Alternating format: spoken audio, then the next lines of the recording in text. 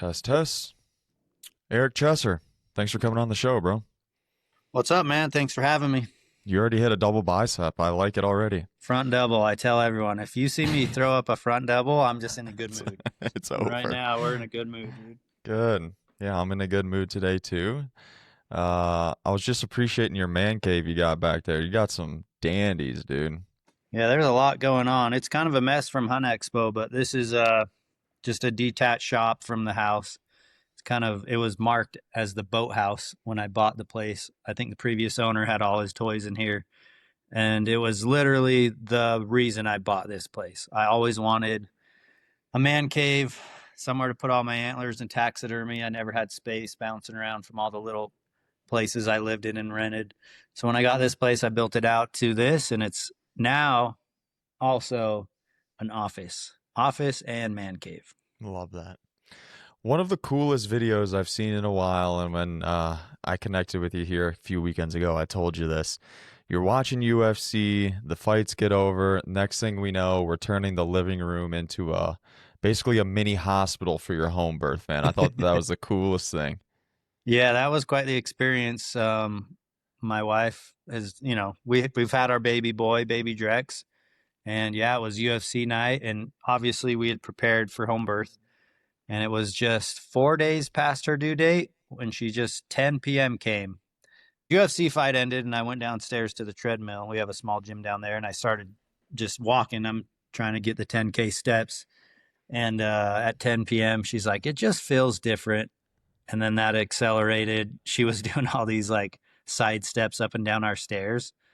And she was kind of getting like obsessive over it all. And I'm like, hey, the whole purpose of like the home birth was like you're not like obsessing and timing and just let your body do its thing. She's like, you're right. So by midnight, our doula was over here.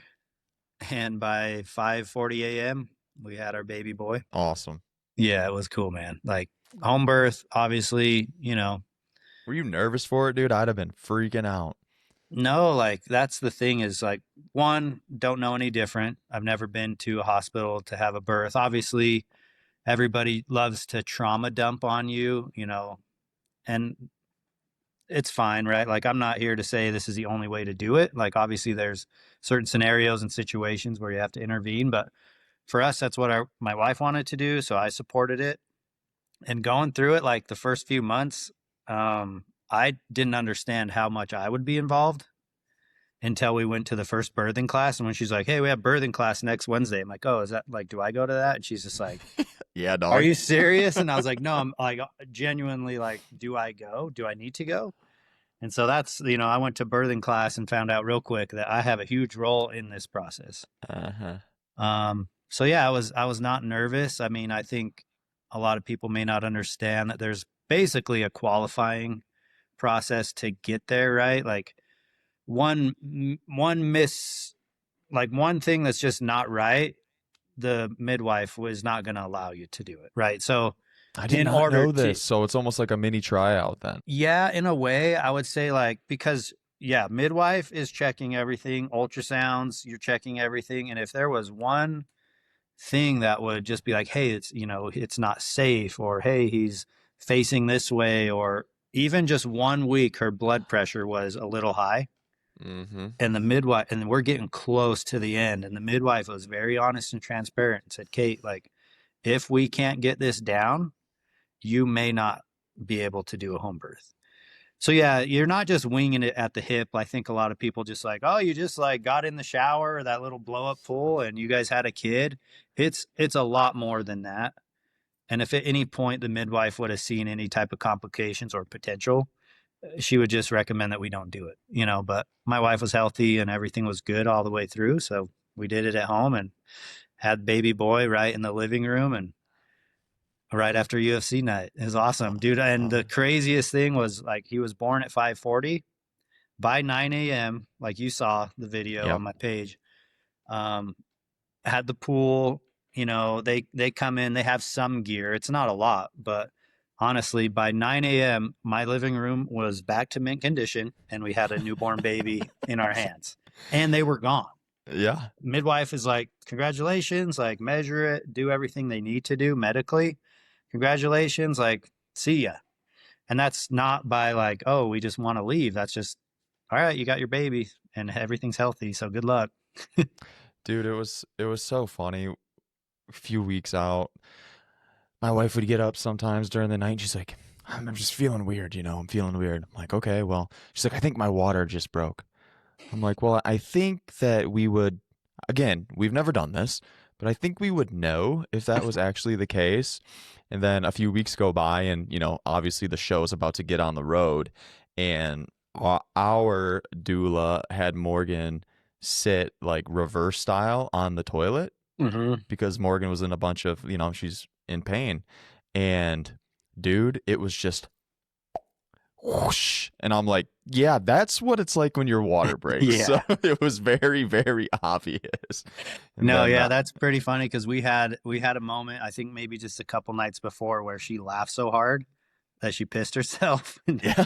Might kill me if I share that, but she laughed so hard and was like, "Oh my gosh!" Like run to the Mm-hmm. bathroom, like Yep. maybe my water broke. And I'm like you, kind of like, well, that's some, but that's not much. And sure enough, she just pissed herself because she was laughing so much. Mm-hmm. But the night of, we had a similar story. The night of, the doula came, midwife came. We knew that her water hadn't broke, and the midwife said she had a water bulge. So the doula was like, "Hey, why don't we do this? Like, get on your knees and do the yoga ball, and you're gonna sway side to side, dude." And I'm not just like you, shabam.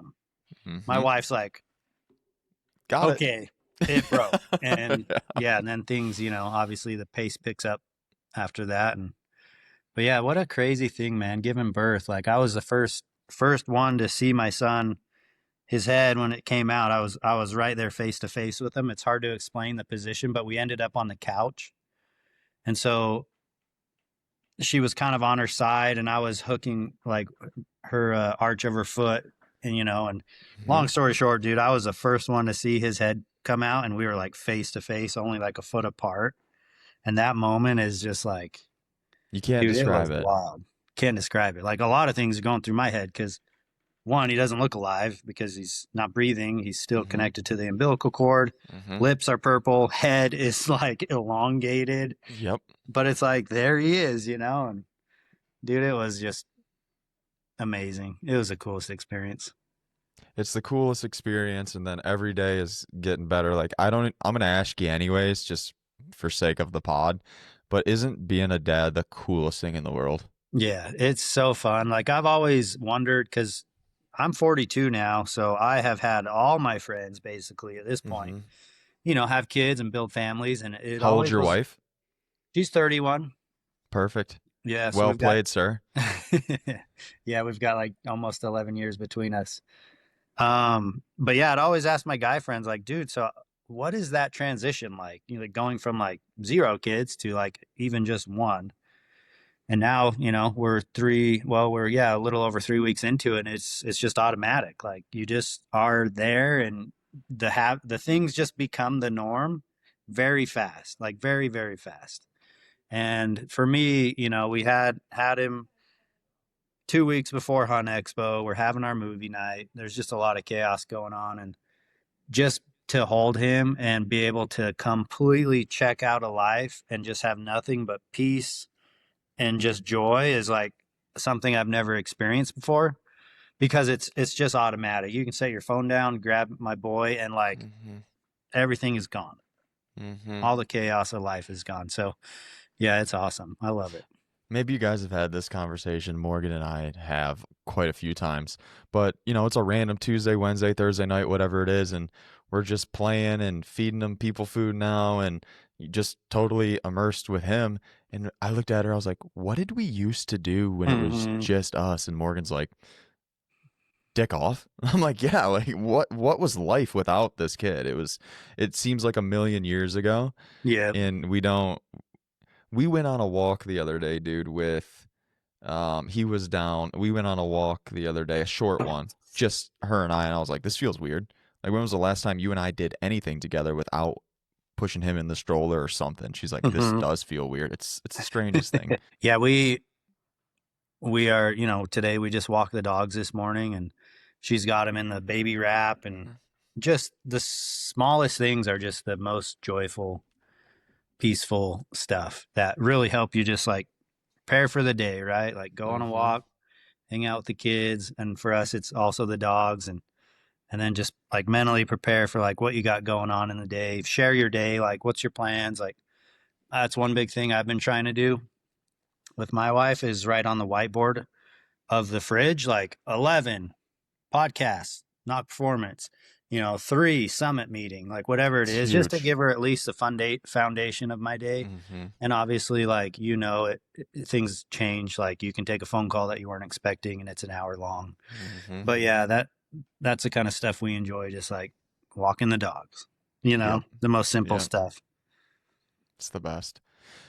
Did you ever think when you first started Hush that you could go into your local Shields and see your guys' stuff on the shelves? I see it every time I walk in. Did you ever think that, man?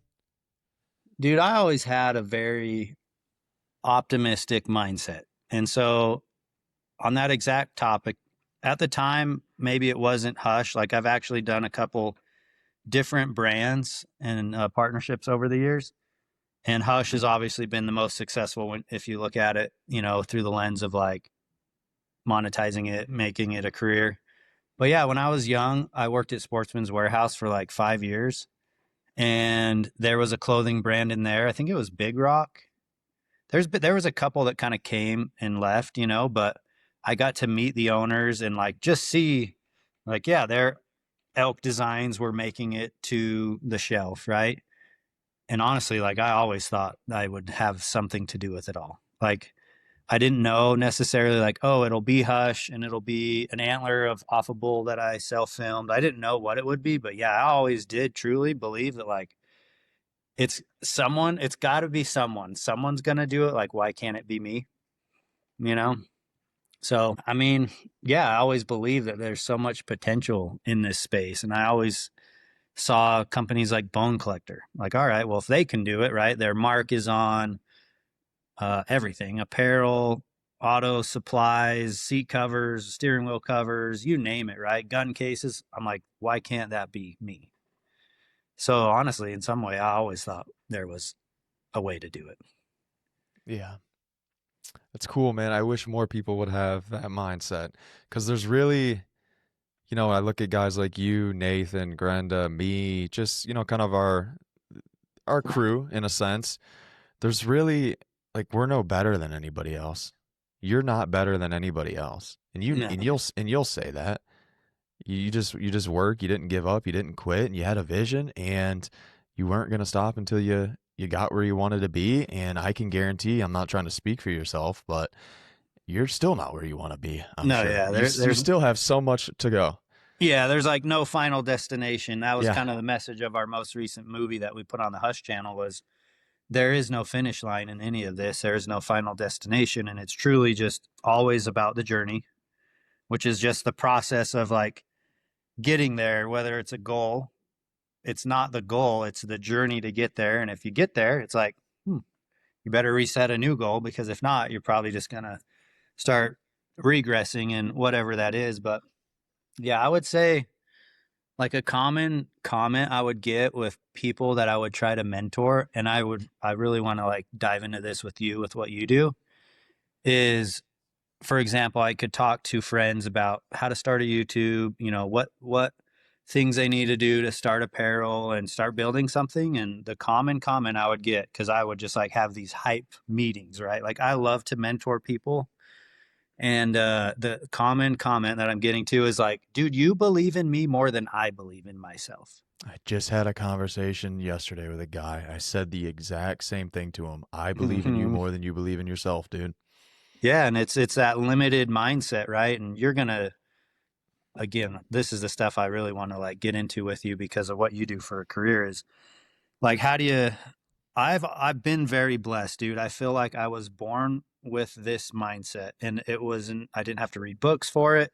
I've learned a lot through reading books and doing self-development courses to add to my arsenal, but the first thing I always had was a didn't care what people thought about me attitude. I mean, I signed up for a jujitsu class with no jujitsu training. I signed up for bodybuilding with never doing bodybuilding. Like, I don't care what it is I want to do, but if I say I'm going to do it, I'm going to like go after it.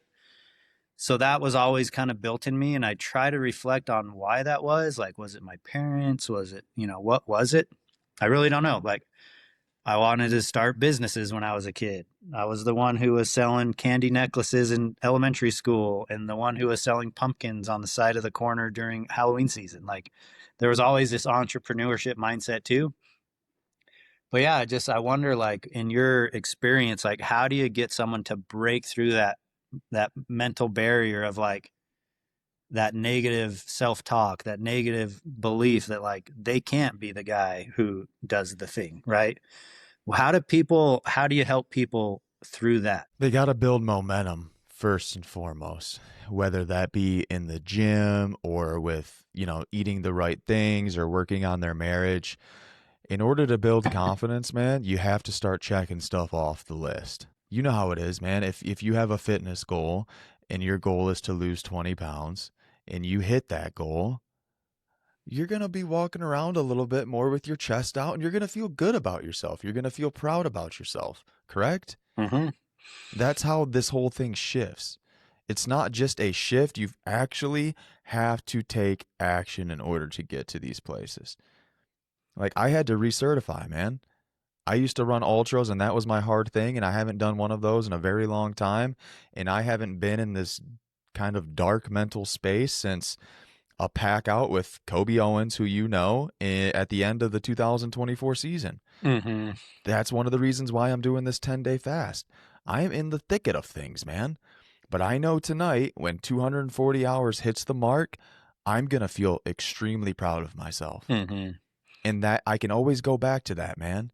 And that's how I get a little bit more confidence to myself.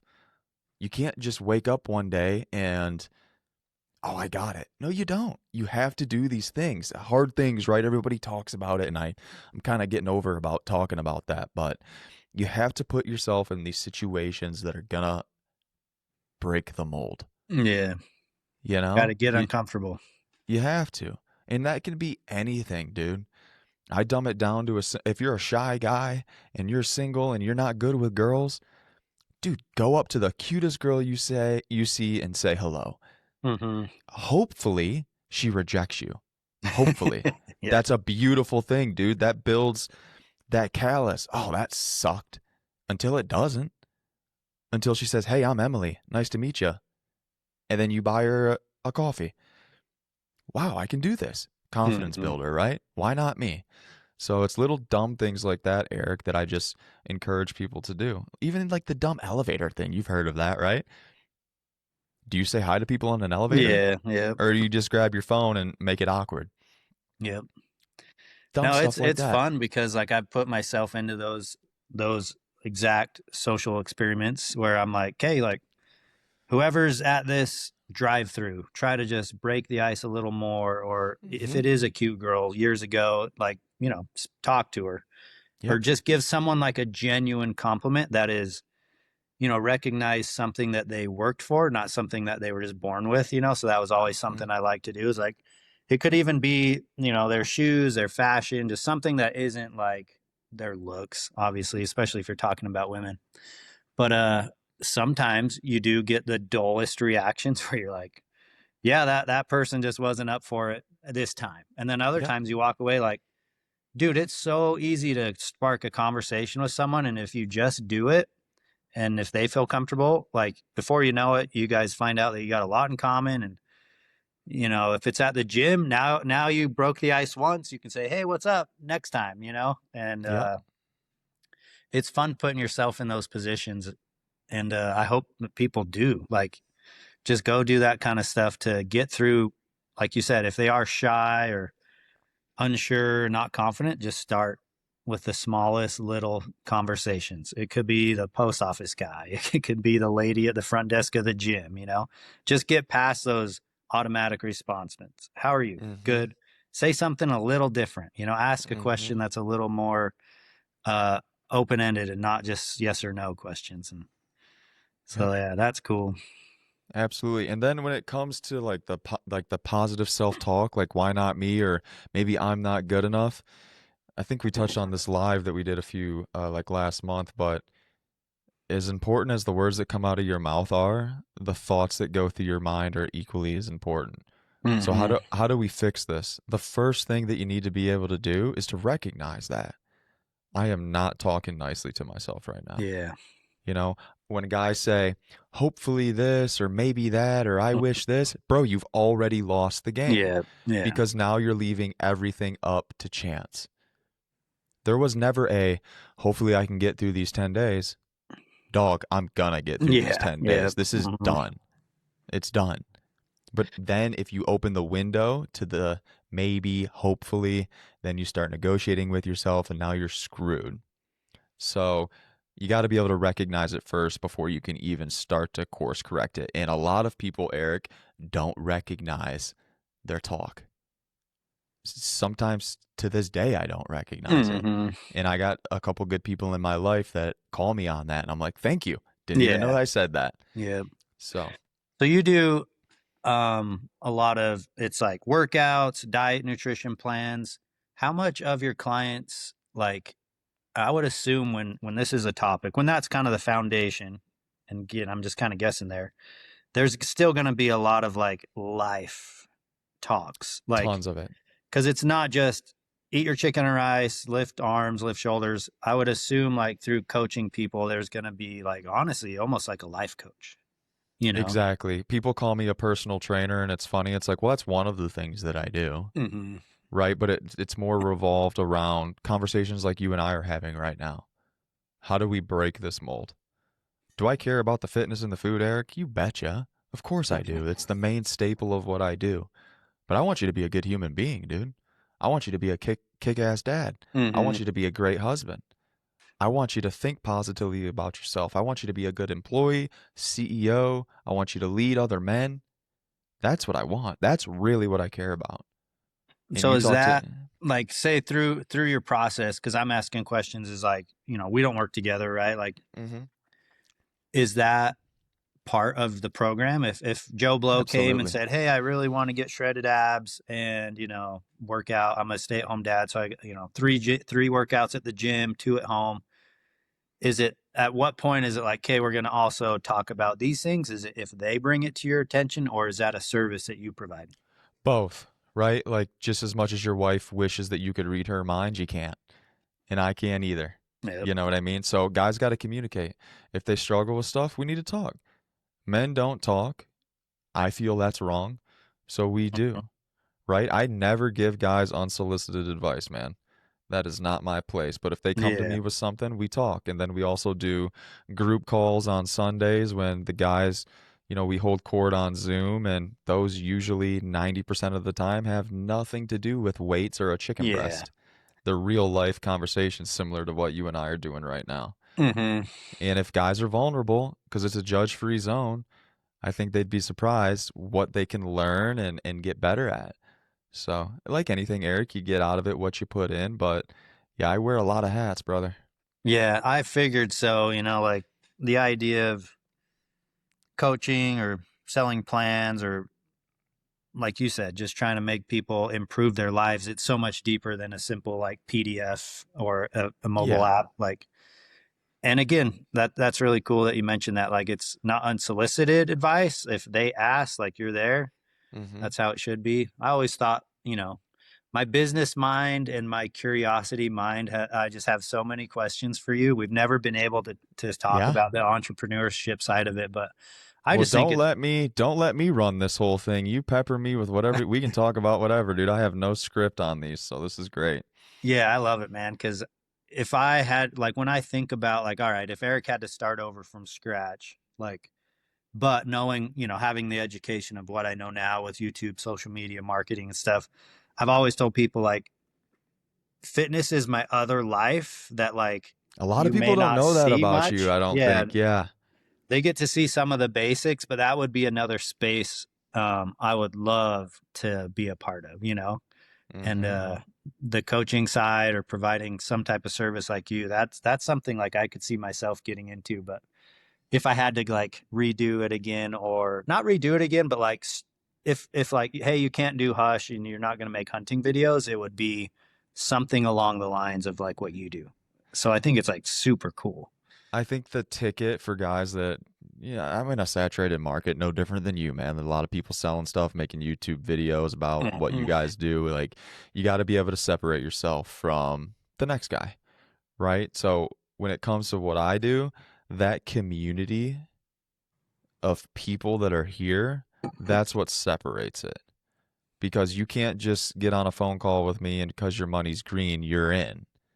You gotta you gotta be coachable. You have to be able to offer something to the group, selfishly to me as well. I want to learn from these guys. Mhm. And when you get a bunch of like-minded guys together, that's really what you want. Not a bunch of Joe Blows that are, 18 years old that are dicking off and partying on the weekends. Not what we do here. Yeah. Right. So if you wanted to dive into something like that, you'd be great with it because especially with your background and you kind of already have that built-in community through Hush. And you have the younger audience, which I gave you kudos on Yeah. this past weekend. That's a really, really cool thing, man. Yeah, I've always like my schedule just I would hate to commit to anything that's like, hey, every Sunday we check in, or Hmm. you have some access to me for text. Like the way I travel and stuff, like it's just impossible. Like I would never want to commit to something that I couldn't go full, you know, actually do it to its full potential. But I did a self-development program, and dude, it was just so eye opening for that exact reason of like this one provided community, and it was not fitness related, not business. It was really more self development. Like that was basically the main thing. So, but you'd have these Zooms and it just was so eye opening. And I would hope that if anybody who is thinking about this is not a sale to sell your program whatsoever, but it's so needed for so many people, especially men. There's so many men that have never invested in themselves in a program, self development, fitness, that once they do, they're going to be like opened up to a whole new world of individuals and opportunities and tools that they never had access to and go, what the hell took me so long? Hmm. Why did I, now it makes sense that so and so is uh successful. It makes sense that these people who I look back and want their lifestyle and maybe even the things they have, it's because they're most of them are doing self-development. They have a coach of some kind, like, and that's what it opened up my eyes to, because I did it only a few years ago. So I'm about 40 years old, 39 maybe at the time when I did it. And I was like, dude, I've been missing out. I've been missing out on the community to connect with other people who are like-minded, who are striving for a better life. And dude, there's just so many people that they don't know it yet, but they need it. They need that Hmm. community. They need that person, coach to just direct them to how to get to their goals without all the noise, because there is so much motivational YouTubes and so many people are just bouncing around getting a small cut of motivation, a small cut of inspiration with no plan. Hmm. And no relationship either, Yeah, that too. Big time. And it's a really great point. Like, who mentors the mentor? All these people watch these videos of people online and like, dude, I have mentors and I mentor a crap load of guys. I know Mm-hmm. you have people that you can turn to and talk to, Yep. right? And people look up to you. So your favorite coach or mentor, dude, has a mentor. I don't just get this game that I have accumulated over the years out of the sky. Yeah. I read books, I talk to people, I learn from different things, I listen to podcasts, I talk to people that are where I want to go. And that's an important thing. Thanks for the sales pitch too. They're really gonna be excited to come here when they figure out Eric Chester's on the roster too. You and I are gonna have a chat. Yeah, dude, we got a lot to talk about, but no, man, I just huge compliment to like what you're doing.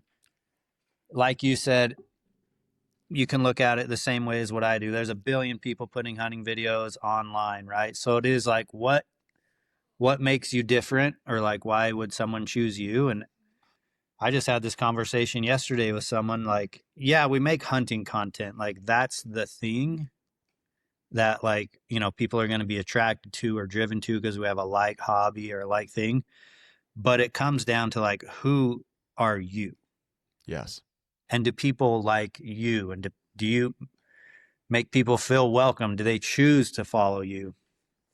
Because it's so much deeper. Like from the outside in, you're some guy that sells fitness programs, but like you said earlier, like it's so much deeper than that. And like it's easy to for anyone to be like, oh, Hush got lucky, they make YouTube videos, they got lucky. It's like it's so much more than that. It's so much deeper than that. Hunting is like the thing, but it's way deeper than just making a hunting vlog, you know? And dude, you can make the best videos in the world, but if people watch your videos and they think Eric's some sort of arrogant prick, they're not gonna watch your videos, dude. Yeah. They're not. And I thought I think it's so cool how you guys set up the expo where you and some of the guys on the team just kind of hang out and you shake a million hands, you take a million pictures. Hush is hush, dude. They're there for you guys. They're there for you first, Hmm. and then they get the product after. Does that make sense? Yeah, that's literally the goal that we have. If Yep. it's almost as if you heard our team meeting. It's like our booth is built to provide the best experience for our viewers, fans, whatever you want to call them. And then yes, offer them products that we think they would love and enjoy, you know. Hmm. But the first thing is They're gonna buy come to you the first. booth, see some of the elk that they saw in this year's videos, you know, oh, see some of the taxidermy that they can know and recognize through the years, and then a chance to come say hi, you know, swap stories for a quick minute, maybe grab a photo. That's really goal number one. It's not to make money. And we have to have a lot of conversations with other companies who want to like, dude, if you did this with us, you could make think of all the money. We just go, goal number one, provide the best experience for the fans.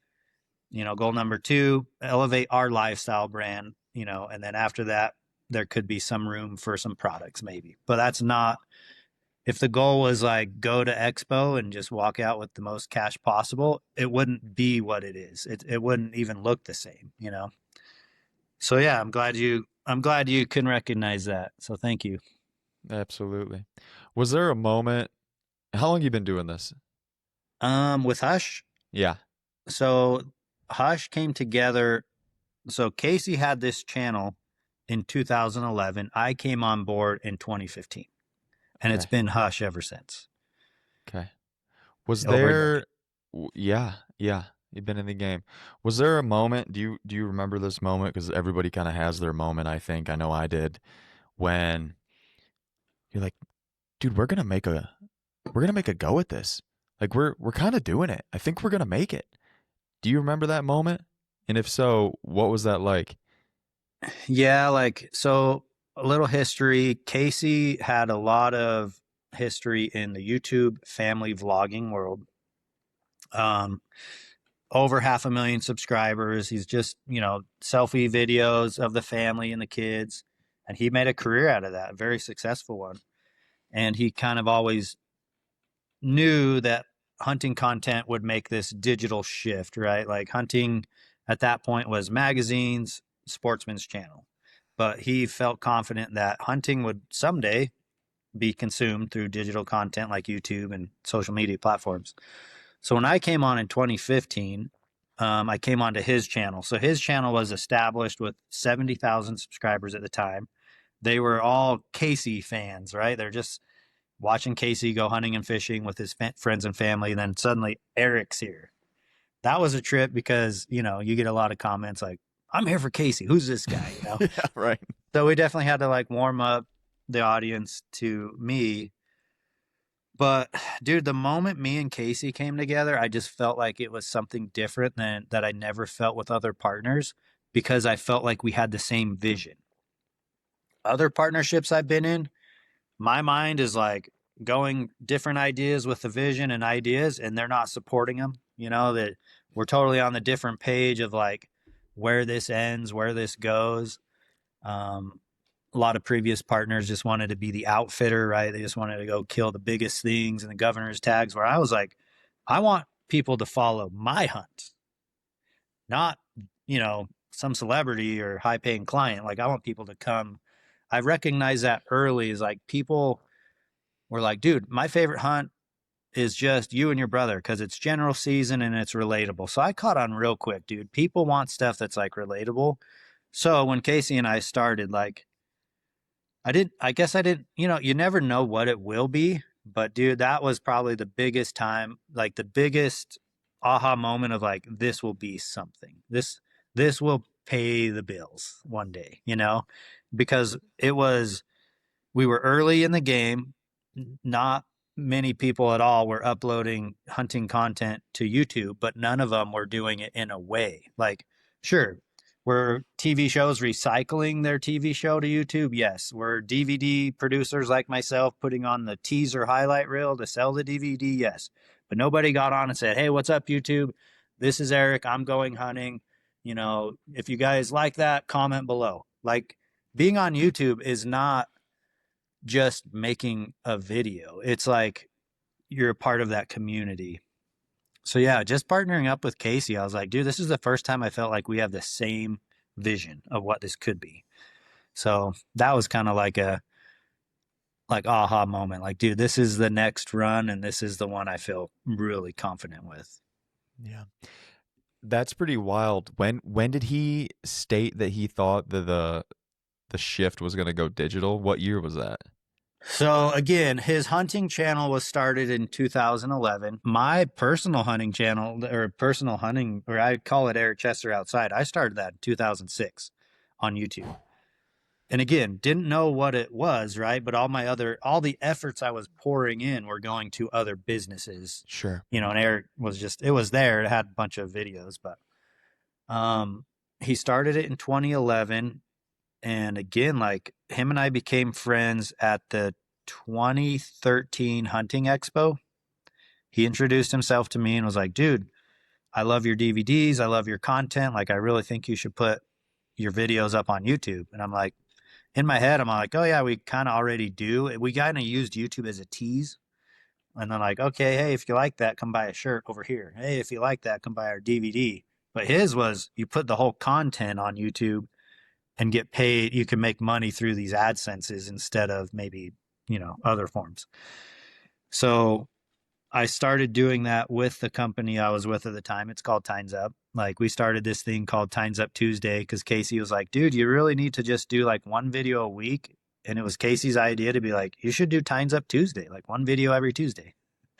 So we started Times Up Tuesday. And again, Casey and I came to be partners like a year and a half later on Hush. We didn't know when it was going to maybe like make the switch, but we were going to like pave our own way and be the switch. I mean, dude, we had the funnest early conversations with companies, trying to sell our ideas, right? And trying to get some sponsor dollars that will, help fund the thing to just do it more and make more content. And people were just like, you're on YouTube with like crazy cat videos. Like, I don't get it. Like, what value does that have? And we'd be like, well, look at our views versus like, network. And we think the network is like inflating their numbers. You don't really know, but YouTube analytics, like, look at this report. Look, it shows age, it shows tablet, it shows all the analytics and Retention, all that. demographics where they were. And people were just like, all these marketing guys didn't even know what the heck we were talking about. But some of them who were smart enough to at least understand analytics would start looking at these Google reports we'd give them and be like, dude, like, yeah, this is getting a lot of traction. Go read the comments. Like, again, we always tell these partners early on, like, if you're curious if like people like it, like, just go read the comments. You're not going to get that on TV.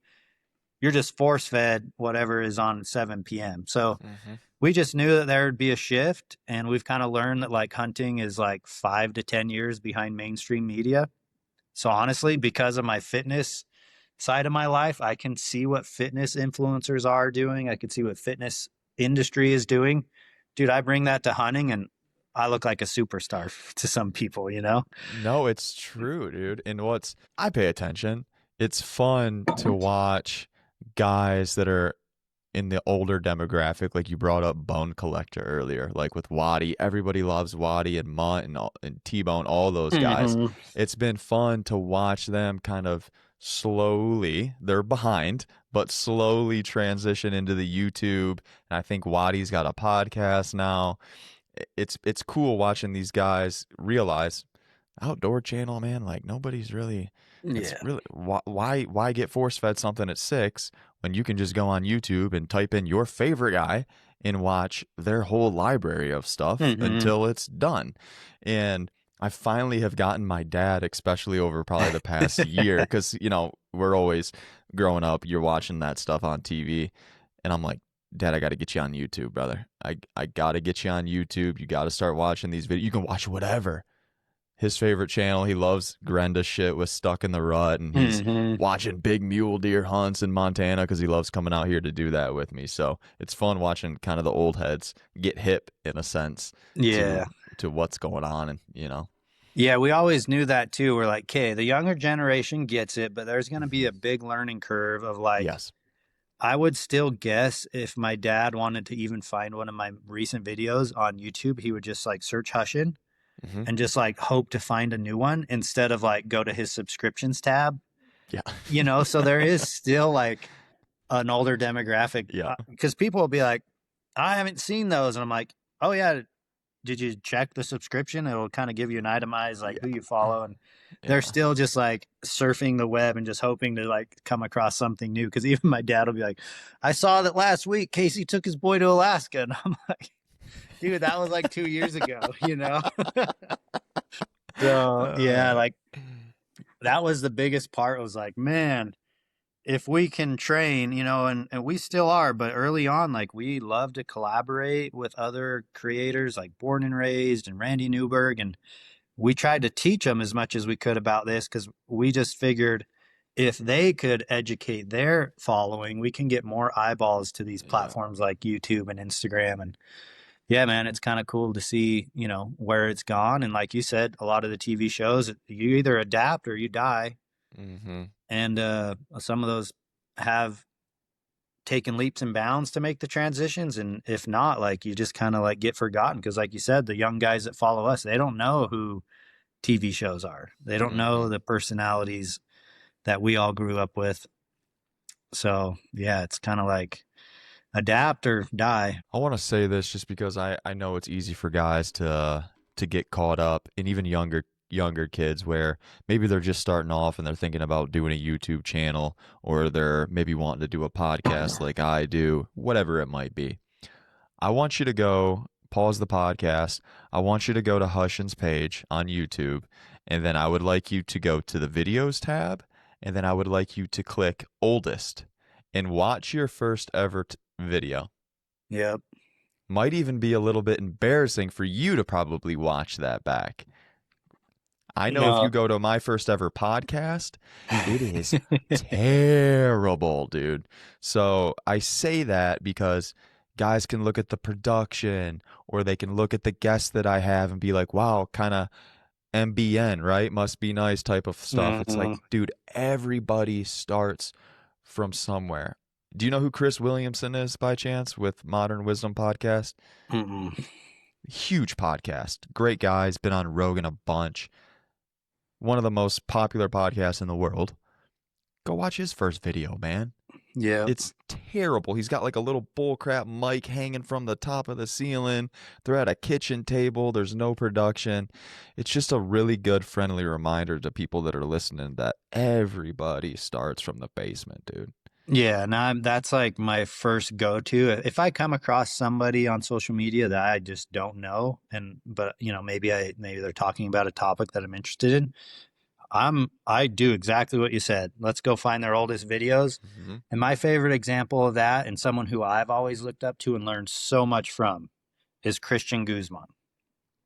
Yep. And if people don't know him, he's in the fitness industry. He competes in the men's physique bodybuilding shows, but he's got his own gym. He's got his own apparel company. I mean, supplements. Like, basically, he is the proof of like what I believe Hush can be and will be and continue to be is like eventually the influencer, if they're smart and want to make some business decisions and learn entrepreneurship a little bit, they can start to have the leverage to be the brand, right? So like I'm sure he started out having sponsors, and I know his first video, he's like trying to promote like fitness programs and he's Mm-hmm. flexing and he's just a teenage kid. Mm-hmm. But that's a perfect example that I use when I do try to like explain that to people. I was like, hey, let's walk through this. Let's go to Christian's channel and see where he started. and then where he is, it's not by accident and it's not by luck and it's not by daddy's trust fund 90% of the time. It's really just from like really having some type of true passion, a never give up attitude, and a lot of hard work and persistence over a long. Mhm.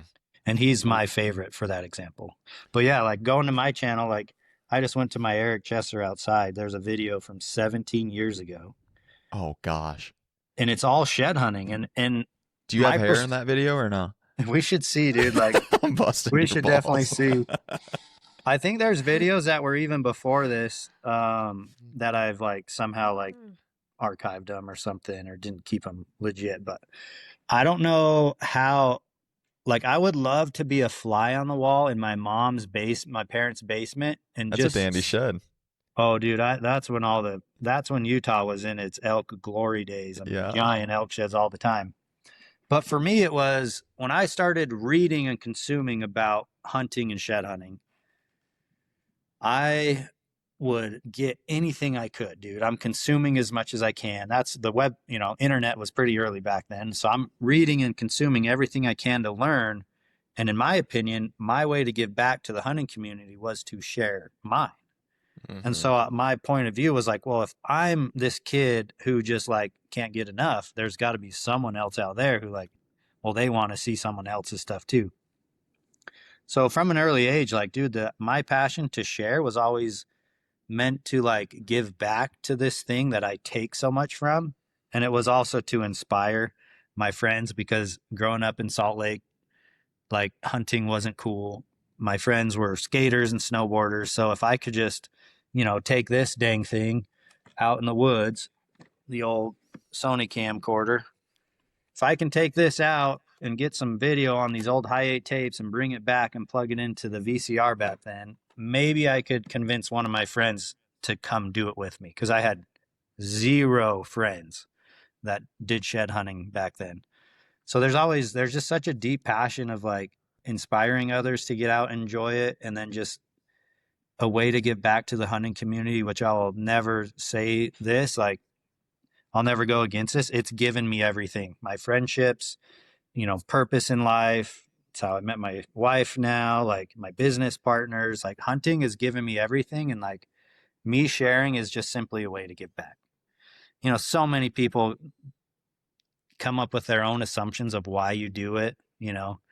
Oh, yeah, he just wants to get rich and famous. He did it for Instagram. And it's like, those are the people that I would love to just slap upside their head and be like, dude, you have counted yourself out. You are making it seem so far fetched that some kid from West Jordan, Utah, got to this level of success, and you want to claim it's all luck. And, you have now counted yourself out from having the ability to do it or to do something like that. Yeah. And that's that mindset thing, man. Like you got two ways to Yeah. look at it. You can look at Christian Guzman right now and go, he got lucky, or you can go back to his oldest video and be like, He's been really grinding. be honest with it and say, damn, dude, kid never gave up. Kid never stopped. Yeah. I'm kind of glad you brought up the industry thing. I've always been kind of the guy who just stays in my lane, and it's, just I really focus on what I'm doing. But I've said this a couple times, Eric, whether I like it or not, man, like my business is called Nock, Nock, like an arrow knock Mm-hmm. performance. So whether I like it or not, I am in this industry, and it's been cool to kind of pop into a show or two and meet some of you guys. And like this happened last year where I had, obviously, Dan, Elk Shape. I had him on the podcast years ago, and I shot my shot with him a year or so ago. I was like, hey, let's train. He's like, okay, when? I'm like, you tell me. I'll come to you. We'll train and we'll have a good time. At the time, Eric, I had 5,000 followers. And I asked him off air, I was like, why are you doing this, man? Because we filmed a YouTube video, we did a podcast, we trained. I'm like, why are you doing this, man? Like, I clearly don't have anything that I can offer you, bro. Like, I don't. I don't have audience. I don't have pull. I don't have the relationships. I'm just a guy trying to make it. He's like, my goal is to I want to get you eyeballs. I said, why? He goes, Cam did the same thing for me when I was coming up, and it's my duty to do it for you. Mm-hmm. I was like, I didn't even know what to say. I'm getting goosebumps. Like I just thought that was the coolest thing, man. He did not have to do that at all, and he did because he's a good, solid guy and he wants people in this space to win. Yep. Yeah, man. If you have a scarcity mindset, like you're gonna try to hold in industry secrets or, networking, or you have an abundance mindset like that, and you just say, there's enough room for everyone. Everyone will come into the space and like carve out their little niche, whatever that is. Mm-hmm. But it's just such a better headspace to be in, the abundance mindset. Which, dude, I thrive in that. I'm just like, dude, there's enough for everybody. I'll teach anybody who wants to come and have a session with me and just learn like the back end of YouTube and how to manage a Shopify and build some shirts and hats. Like, I love to do that, dude. I feel proud to do that, And I can say like there's like at least, 6 to 12 people that I could confidently say like I know I helped them, and I know I speak to life into them. I motivated them. I helped them keep going. And there's a few guys that will like they'll say it just like you did, just to you'll just say it out loud. And not that everyone needs to go like say that, but I know that there's a good handful of people because it's not by accident. There's a lot of close friends I've had that are now doing YouTube full time or doing hunting in some sort full time. And it's like that was the goal because when I started, I didn't have any friends that, A guy like Ben, right? yeah, You've like a helped guy him, like right? Ben, like, dude, here I am. I got all this freedom and time, but Ben's at work, Martin's at work, Whitetail Fits at work. Like, well, if I can help him get to this level, then we can all go hunting. Then I can have friends to call on Wednesday. And dude, me and Ben, like, we just have those conversations He's a all good the egg, time. man. I like that guy. Good Yeah, egg. he's just he's like my best friend. But to sit there and go, now when I think like, hey, there's an opening to go to Alaska, it's like, I got like a bunch of people to be like, you got the time, you got the time, like, and it's just cool, man. I love the space I'm in, and more importantly, like, I just love the network and the people I get to do it with. Yeah. I'm really starting to enjoy it, man. It's been cool to meet some people and everybody's so helpful. Everybody wants, at least the people that I've ran into and that I consider friends or acquaintances or, like maybe soon to be friends. Everybody just wants you to win, dude. Yeah. And I think that's a beautiful thing, like, especially in your kind of circle that you're talking about. Why wouldn't you help them? Hmm. Do you want to see them lose? Yeah. Do you want to be around a bunch of quote losers? No, dude. No, why would you want that? Yep. So Yeah. I mean, and what's cool is I know you do those things similar to like what Dan did for me with no expectation for anything in return. Hmm. You're doing it because it's the right thing. What good is all the information that you have if you don't share it? Yeah. You're just gonna die with that? What's the Yeah. point? Now, man, rise with the tide together. There's so much more than monetary value in Yes. relationships, right? Like I look at this shop and I've said this before, like, yeah, this shop is there's a lot of different components to the shop, but where it started was the guy who did the epoxy floor wanted to trade me, social media shout out for epoxy floors. And so he's into this, 2 or 3 grand, but he got tens of thousands of dollars in work, right? So there's just so much more value to life than just money. It's like, what can you do for someone that, and maybe, and again, it doesn't have to be returned, but it naturally kind of gets returned over time, right? Mm-hmm. If you're putting good into the world, but like, it's not just simply money. Everyone just thinks like trading value is like a dollar amount. Mm-hmm. I might just put this guy's epoxy floor on my social media, cost me nothing. Like I was happy to share it with my friend, with my audience because it's cool. It's got the Hush logo. And hey, by the way, if you need an epoxy floor, here's a guy I trust. And Mm-hmm. he always tells me, like, dude, that was the best, like, investment trade type of thing I've ever done. Mm-hmm. That's just the thing. Like, then he's invited me to go shed hunt down in southern Utah for deer. It's like, who would have known? Yeah. It's just a fun space, bro. And it's just like, you never know you never know what's coming out there. You never know what your blessings are going to be unless you just put yourself out there. You got to be open to that. You got to have that abundance mindset, like you said a minute ago. If you're not open and willing to receive that, it's never going to come to you, man. Hmm. Ever. If you're closed off, you ain't, it's not going to come, dude. You got to be open and willing for it. And if you are, you'd be surprised how full your cup will get real quick. Hmm. At least I can say that confidently, man. I'm open to anything. I don't know what's going to happen tomorrow, but I'm ready for it, Yeah. you know? So, all right, now here's a question for you. Um, like you've mentioned, like business is good, got the family life. Like, what area of your life currently are you trying to pour into a little more or work on? I need to slow down, Eric. Just a little bit. I need to slow down just a little bit. I got to enjoy where I'm at and what I have, and not so much what's next. Hmm. I had a coming to Jesus moment yesterday. I recorded it. It'll go on YouTube today. That was my coming to Jesus moment. I didn't really do anything yesterday. One thing that people don't know about me is that I love to read. I spent all day at the bookstore yesterday. All day. Yeah, I took a call or two. I had to, though. But other than that, I got a coffee. I sat next to the little bakery, looked at the donuts, which were looking darn good, and I just read. And my wife and kid came at like 5 o'clock to meet me, and we looked at more books and bought them a toy.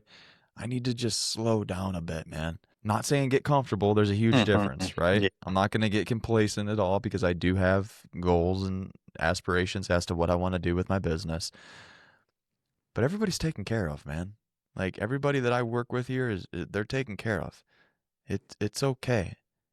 Just enjoy it a little bit. Because what good Hmm. is it, Eric, if you're working and you're building, but you don't just take the time to kind of pat yourself on the butt every now and then Yeah.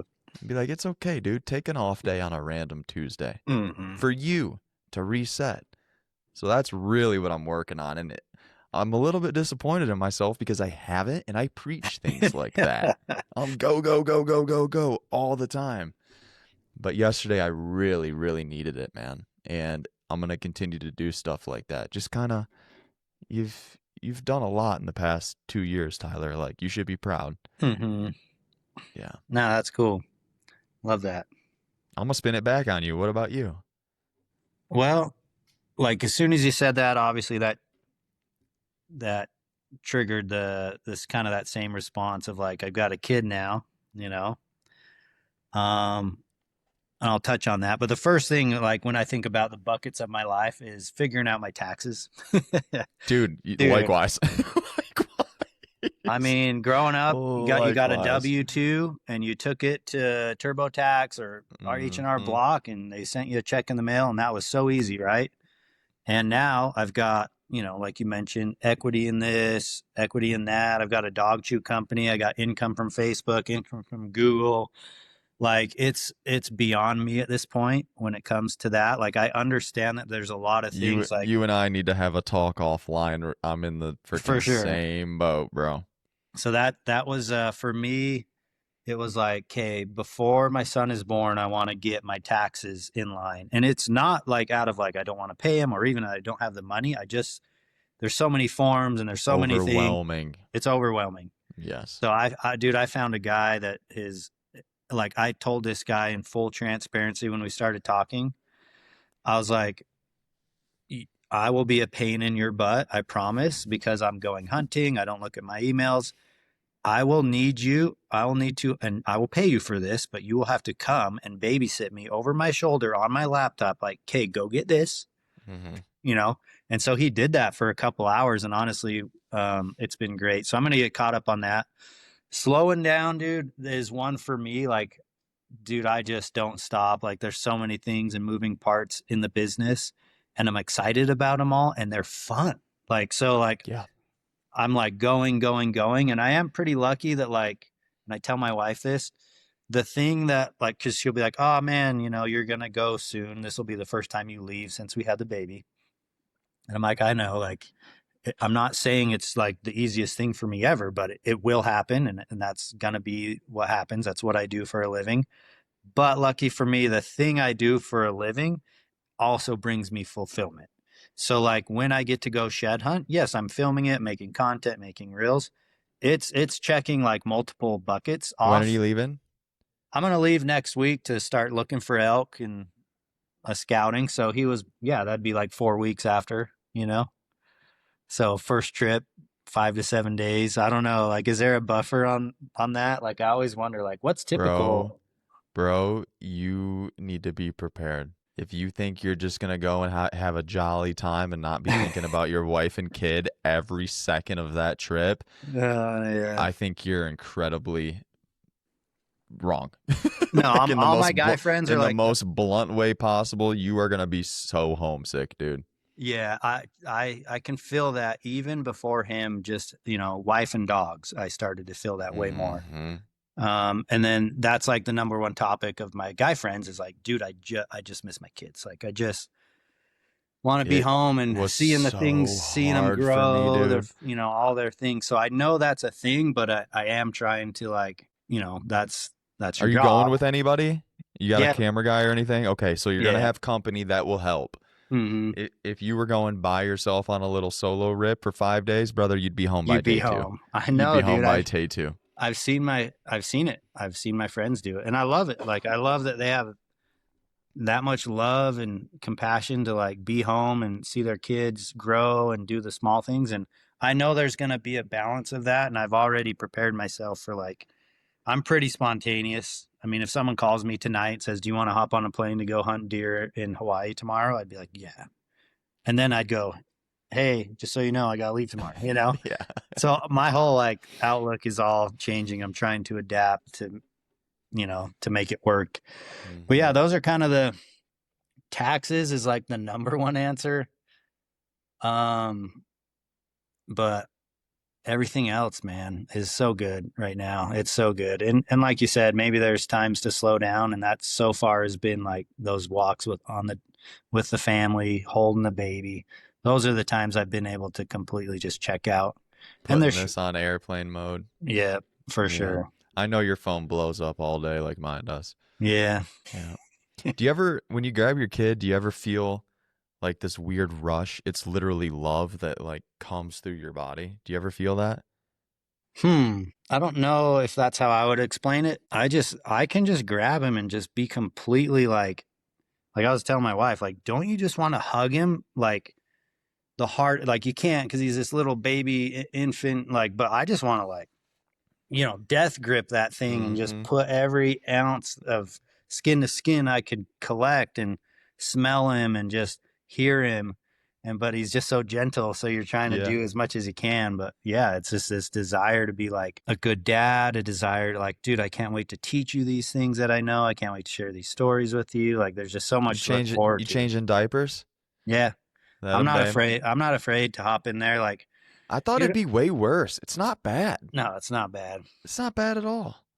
And I'm like certain things in my life, like I'm very particular about, and other things I just not. So you'd be like, why is your desk an absolute disaster right now? But then like your shed stack is perfect, or why are you so particular about your morning process going to the gym, but you don't this. But when it comes to like changing his diaper, I'm like dialed to the point where sometimes I'm like, it's gonna be perfect every time. I'm gonna make Yeah. in my head, I'm like, I'm gonna make sure that the mess is gone, there's no irritation, that the diaper is strapped like right. I'm not obsessing over it, but like Yeah. that's just one thing I've noticed that I'm like, no, if we're gonna dress you, like we're gonna get you dressed, and if we're gonna change your diaper, we're gonna do it like perfect. Yeah. It's I not gonna like be like that. kind of spread around, just toss it on there. It's gonna be like, no, dude, you're good. Yeah, you're solid.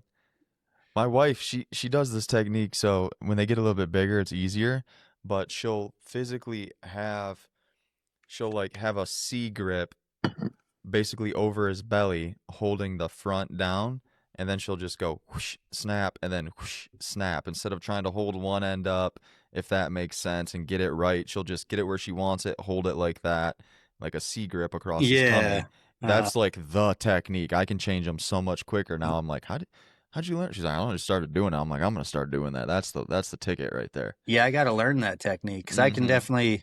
That's the hard part is like trying to get both sides, like what looks like it's perfect, but also feels like it should be the most comfortable for him. And Just wait, because in sometimes, about 5 or 6 months, he's gonna be doing 360s on the changing yeah, table, and you ain't you ain't gonna be able to do nothing yeah, till he says you're good. yeah, we can already tell that we're gonna have to like change some of the wall decor because it's just too close when he's using his hands like this and stuff, and it's things that I wouldn't have thought about until he's here. Yeah. What is like as an entrepreneur, I'm always curious. What's like a day in the life look like for you? I'm talking from when you get up to training to food to family time. What's that look like? Yeah, so we'll take an average day of like lately when I'm at home and not on the mountain. So Yep. the alarm set for 7, and that's like the latest. Sometimes the baby is up at 5:30, and I'm just like, babe, I'm just up, so I'm gonna go get my stuff done. First thing is like pre-workout and straight to the gym. Like I used to be a guy that wanted 2 or 3 meals in me, blah blah blah blah. As I got older, for whatever reason, I'm So you're like, fasted. yeah, I'm fasted, and Yeah. I'm like, it's not by default. It's like what I want now. I want to wake up and like get to the gym ASAP. Totally avoid the phone as much as possible. Every day is a complete challenge, and try to get to the gym and just like get going right away. So I like to hit the gym. If I can, Training, what's that look like? like the style or the split, Mm-hmm. Mm-hmm. it's a very bodybuilder style, I would say. Like I'm pretty I knew I liked plain. you. It's like arm day. I try to use what I learned reading the book of Encyclopedia Bodybuilding that Arnold Schwarzenegger wrote years ago. Ooh, I have that book. Weak point training. So I like to start my week or whatever I consider the beginning of, it doesn't necessarily need to be Monday. Like I might come home on a Wednesday, but I start with arms because that's my weakness. Shoulders, I want to build those next. And then I'll split, then go to legs to give the upper body a rest, and then come back with back and chest. Chest is last because it has always been kind of like one of my easier things to work on. Um, so it's just a 5 day split, and I try to get some steps in the morning. And again, that is like it's not a negotiable at that point. It's kind of like, where's the wife at? Do the dogs need walk this morning? Okay. Is it nice weather? If it's nice weather, I'd rather walk outside. But Mm-hmm. if I can knock out 2 to 3,000 steps either at the gym or walking the dogs in the morning, that gets me on at least a path to success. Come home, breakfast right away. It's a blend of like egg whites, some eggs, some elk sausage, and sourdough toast. And avocado seems to be 50-50 depending on if it's ripe or not, like eat a meal. Um, Are you tracking this stuff or are you just eating clean? I am lately. Yeah, I am lately, which is cool, man, because I never was a tracker at all. I didn't even know caloric value. I didn't even know. I did everything by weight Mm-hmm. before, 6 ounces of chicken, 1 cup. So yeah, I'm learning that. And that's opened up my eyes a lot. Like it really makes you think about like, is 2 pieces of toast worth it? Like, or should I save that? Because then later I might want a cup of rice. Mm-hmm. So it makes you kind of like allow yourself to manipulate the day based off, how you feel and what you want. But yeah, so after breakfast, at that point, it's like, dude, phone's already blown up. I'm trying to avoid it as much as possible, but like you said, at times, you're like, I might as well answer this text or get this call out of the way. So do as much as I can. I've been using Google Calendar. Like, dude, never was a calendar guy. Like, didn't really understand it. Like, now I'm using Google Calendar to where I look at it often, like very, very often, because I would just commit to everything and then forget. Like this Mm-hmm. podcast, dude. So I Without sent you a me, cal invite. I need it with and I know you needed it. without Mm-hmm. a calendar, bro, I could have easily just been like, ah, Mm-hmm. shoot, forgot I did a podcast. So these weekdays tend to have, I would say, 2 to 4 committed items on the day, like a podcast and a meeting with All In, right? Like I would say 3 is average. It's usually more like 3 to 4 that are like a committed thing. all right, we're going to team call for Hush or call with the marketing guy, you know? So I'll have like 3 to 4 of those spread out from, I always kind of like that 10 slot to be the first. So 10 a.m. And, you know, you're usually trying to, most people are trying to get it in that 5 p.m. window. But for myself and the businesses I own, if it's Summit or Hush, like it could go past that easy, right? Like last night Hmm. was all the way till past dinner. So there's definitely a handful of items that are to-do lists. And then in between those, you know, I work at home. So that's a whole nother topic we can probably talk. I would love to talk to you about the dynamics of working at home because it's, dude, me and my wife like argued this morning about being distracted on the dog walk I told you about. And I'm like, babe, like it's literally business hours. And like, if I don't take those calls, they stack. So like, you know, Now you get stressed out, and now you yes, feel bro, behind, and now it's a it's, mess. it's a whole nother mess. We need to have a whole podcast on that. But in between the duties are the odds and ends that just come like a phone call that, like we said, lasts an hour that you weren't planning. So there's 2 or 3 of those. In between that, you're trying to spend time with the wife and the dogs and the kids or go get an oil change, like the duties, right? So it bleeds into the PM. Somewhere in there, I can definitely step away for lunch. I can find myself a pocket to go eat. My go-tos are the air fryer's been solid for me. I like to air fry yams. I like to air fry salmon, even hamburger patties. Just smash that thing on the pan, throw it Hmm. in there in 10 minutes. I got a nice patty. So a lunch, a pretty average lunch is like a cup of white rice and 6 to 8 ounces of elk burger, 6 to 8 ounces of salmon and some avocado. Like depending on where I'm at, like lunch is always at home. And then, yeah, the duties throughout. And then a dinner is very similar to that. It's another repeat of that. So much wild game. Like I was thinking about it the other day. Like I consume 2 to 3 meals a day that have wild game. Hmm. And it's wild caught salmon. It's elk breakfast sausage that I've, you know, seasoned it in a way that it's breakfast sausage with some fat added, burgers and steaks and backstraps and all that stuff and try to like wind down at home. And we're not really TV people. Like, dude, my house is decked out because the guy who bought it before me, he had audio and video business. So 80-inch TV here, 70-inch movie theater in the basement. Dude, we hardly use them. But we'll try it. Well, if we get bored and now that we got the baby, it's like, hey, let's throw on a flick, you know, and that could be any, if it's me and the wife, it's probably going to be like something like a Christian, like some type of service, worship music. She got into like reselling. So we can watch stuff about like buying and reselling stuff at the thrift store. That's kind of, that was her thing. Oh, we'll have to connect the wives. My wife loves that.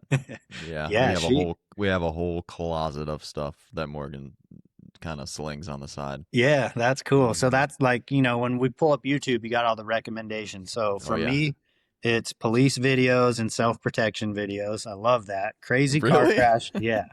You know Oh, I dude. used to be a cop. I know. Yeah. I did It's know funny. that, obviously, but active self protection, that guy's Yeah. channel. Yeah. I Yeah. mean, my wife thinks I'm a psycho because she's like, I don't get it. We'll be laying in bed and like all I hear is like, this guy took the room temperature challenge. You know, she makes fun of me. Uh-huh. And then he just goes to sleep. I'm like, yeah, dude, I could totally watch like a shootout and then go to bed. You know, I don't know why. So, yeah, if we watch something, it's hunting, police, Christian, reselling. Those are like the topics that pop up on our feed. And lately it's been, you know, breastfeeding or mommy Of stuff. course.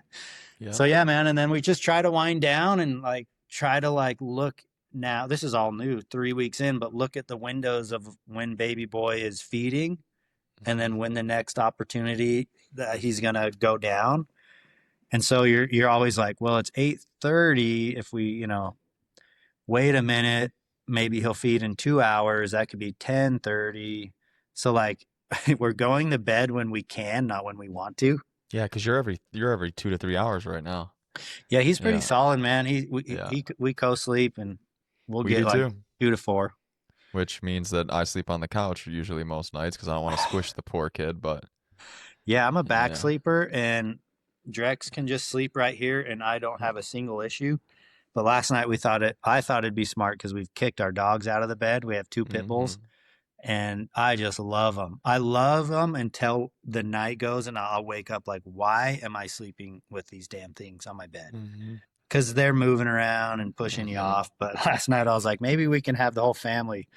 I laid in bed, they laid on me. I'm like, nope, you're out. Like, you guys got to go to the beanbag. So Yeah. that's kind of an average day, man. It's a blend of, gym, family, in between, and just the most random business stuff. You know how it is. The amount of Yeah. calls and Zooms you can be on for being, in this entrepreneur world is just mind boggling. Mm-hmm. Yeah. There's always somebody that wants a little piece of your time, and you got to be very selective with who you give it to. That's probably something I Mm-hmm. can work on. Like, and it's not just, yeah, like you got to be selective. So it's just, you just got to sometimes be like, is this helping me and my family, or is this pointless? Like, and sometimes it's in a way of just being 100% honest. Mm-hmm. Hey, Joe Blow, like, I love that idea that you had for that product. Like, right now, I'm not in the position to even talk about it. So, like, instead of waste our time, like, it's just not a good time. Dude, Mm-hmm. that's hard for me because I'll usually just be like, yeah, let's just do a call. Let's just like come over to the shop. And before we know it, it's 3 hours, You need to do a disclaimer right at the beginning of the call. This is what I do. What's up, dude? I got 15 minutes. And then I'm watching. When that 15 minutes comes up, I'm like, yo, I got to scram. Yeah. That's what it is. That way you don't get sucked into those hour or 2 hour ones because we've all done that. Yeah. That's Mm-hmm. probably my weakness is just letting things go and letting it fly by and being like, dang, dude, like in the back of my head, I'm thinking, well, now that this is longer than I thought, now I got to manipulate X, Y, and Z. And yeah, just be upfront and be honest and transparent and make it clear. I could work on that for sure. We're kind of wrapping it up here. I want to be respectful of your time, but Yeah, you actually, this is 1 hour and 17 minutes. And like I told you, Tyler, like that's all I had today. there you go. There you go. Have a good That's one. what it is. It sucks. It stings, but that's what it is. I can't work from home. I cannot. I don't. I get way too distracted. I'm a helper. I want to help. If I hear that baby Mhm. crying, I'm gonna go help. I got to take the dogs out. If I, make lunch, now I'm making it for my wife, and now it's, instead of a 20-minute break, it's a 40-minute break. I have to get out. I tried it when I first started this, and I quickly realized that I can't do it. Yeah, we had that legit call. We had that talk this morning, and I just said, Mhm. babe, like, if this is such a weird dynamic that we can't seem to figure out, like, I'm about to tell you, if I am in my shop, do like, you don't have access to me, or Mhm. until I come out, like, just respect that I'm in there and I'm working. Mhm. And, if I'm doing that in my heart, I feel like it is something to provide for our family, then I feel like it is right and it is necessary. Cause yeah, man, sometimes I like to be in there, just be like, hey, at least you're around me, like Mhm. at least in between these couple calls, I can, reach over and give you a kiss and hold the boy for a minute. But dude, it's such a weird dynamic that people, if they haven't experienced, they just won't understand. Mhm. Because, like It's you said, and it tough. goes both ways. Like, she might think she has access to me, and I might, My wife does. bro, I know. My wife does. That's why I'm like, sweetie, she knows even now. She won't call me unless it's like, yo, this we got to handle this like Yep. now. Yep. And that didn't always used to be the case. I'm like, babe, are we good? What's the I gotta focus. If I can't Hmm. focus, then when I get home, when I'm supposed to turn it off, it's not turned off because I wasn't able to get my shit done. Yeah, that's literally Mm-hmm. my train of thought is if Mm-hmm. these things stack while it's Mm-hmm. 10:30, then it's just gonna bleed into the evening. So if you want, I can just go out, shebang, bang, bang, knock them dead, come Mm-hmm. back and be able to put my phone aside and turn it off. It's a weird lifestyle, dude.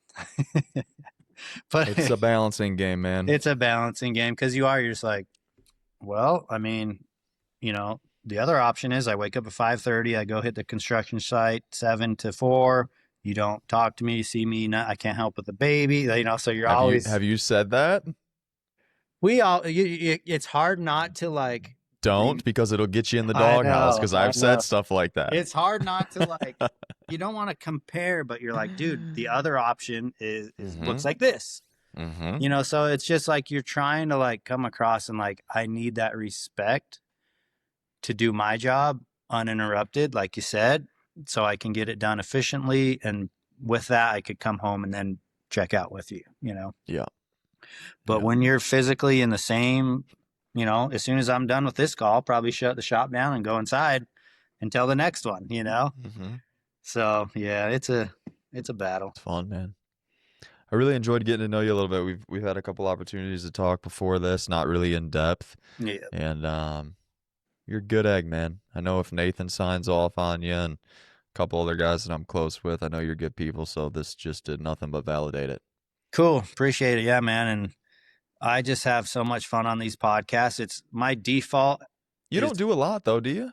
I don't not see a you on ton. many. Like Hush kind of does them, but like I always don't. I can't say I'm passionate about podcasts, but the more I do them, the more I'm like, wait, it's an hour and 20 minutes, but we Every have so much time, more to bro. talk about. Like I do Every time. enjoy it. It's Mm-hmm. just not my first thought of a podcast isn't like, yeah, I just can't wait to get on it. But every time I'm on, I'm like, how did we just do an Yeah. hour and 20 minutes? Yeah. So yeah, I No, they're appreciate you having me on. Again, dude, let's connect. Like you said, even if it's off air, pick each other's brain on the business side of stuff and see if we can help each other out. But appreciate you having me on and the compliments. Same back, man. I think it's super cool what you're building. And, in some ways I'm kind of like, man, wish I was doing that. well, I wish I had a really successful YouTube channel as well, so I think the feeling is mutual. Yeah. Well, that's cool, man. Well, let's do it again. We'll do an update one, a couple 100 months from now. 100%. I appreciate you, Eric. Stay on the line. I'm going to upload your file, I should say, and we'll get you out of here.